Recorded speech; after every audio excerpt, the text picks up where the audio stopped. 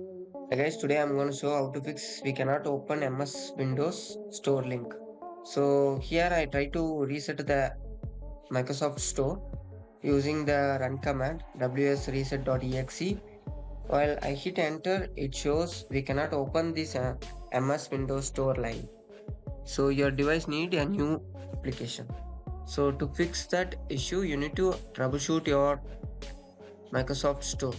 So for that, please enter into the settings and search Microsoft Store.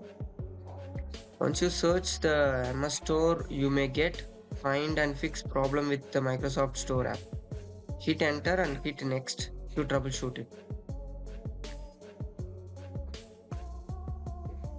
Yeah, it automatically detect the problem and reset the application and diagnose it.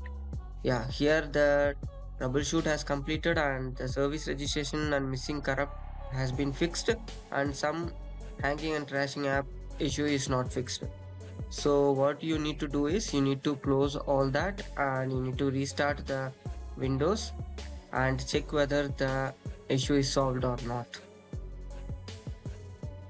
If the issue is solved, it's good to go. If the issue is not solved, what you need to do is right click the taskbar and enter into the terminal.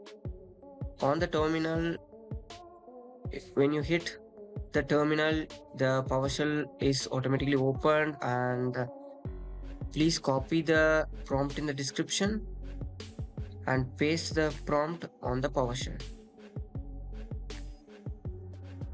Yeah, once you pasted the prompt on the PowerShell, you need to hit enter, and it automatically restart and reinstall the Microsoft Store on the background.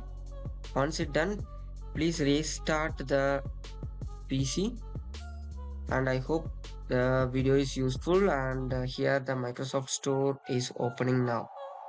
So that's it guys. Thank you for watching. For more, subscribe TechTube.